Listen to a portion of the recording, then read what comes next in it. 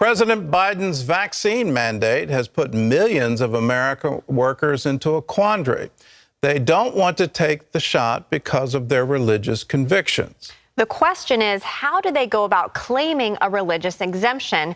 And will it be up to the Supreme Court to decide if they have the right to do so? Heather Sells explains.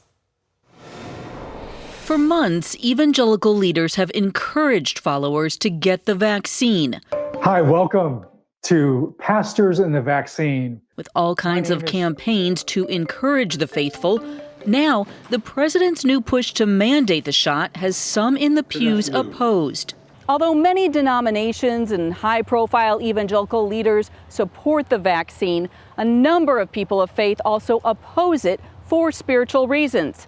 And they're seeking guidance on how to claim a religious exemption. People are entitled to religious accommodations under Title VII of employment discrimination law. There's basic protection for faith in the workplace thanks to federal law and the Constitution. When it comes to the vaccine mandate, however, many aren't sure how to claim a religious exemption.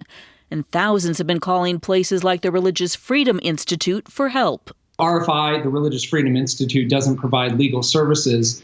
But we still receive calls with people asking, what are they able to do in light of their objections? Legal scholars say the key is not a church's doctrine, but an individual's sincerely held belief. The Supreme Court has made it very clear that religious convictions that merit protection are individual.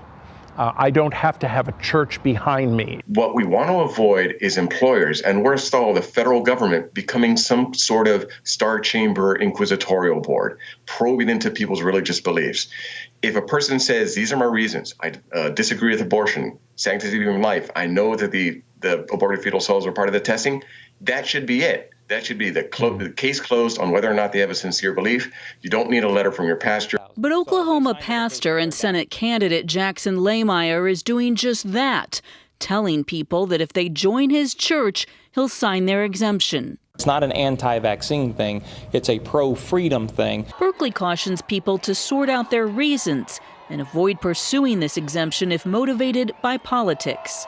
Religious exemptions are meant to be a remedy to a particular kind of issue, and just objecting to bad policy is not what religious exemptions are for. Still, in the months ahead, untold numbers could claim them. In a telling sign, 3,000 LAPD employees plan to file. And the lawsuits have already started. The White House may have a hard time telling the courts that OSHA has the right to mandate a shot. Think about what OSHA is about. It's about chemical exposures in the workplace, hard hat regulations on construction sites. This is conduct outside of the workplace that they say must be part of the workplace.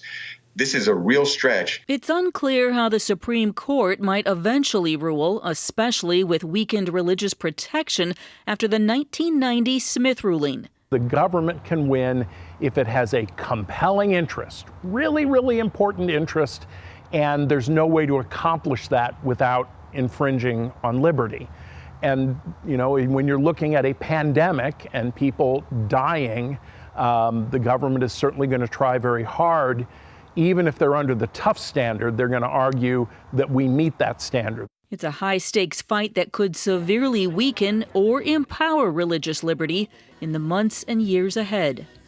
Heather Sells, CBN News. Well, there's nothing like pandemics. There's nothing like a crisis to absolutely test our constitutional protections.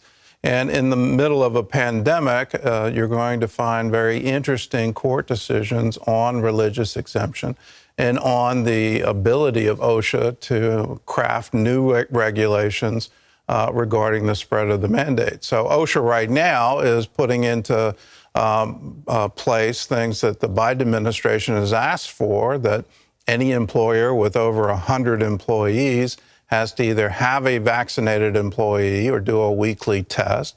They're now mandating that anyone working for the federal government has to have the vaccine. And so these religious exemptions that you object based on fetal tissue or other objections that you, in good conscience, you can't get a vaccination, those things are going to be tested.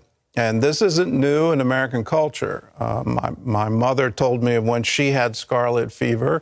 way back in the 1930s. The quarantine was absolute over her house.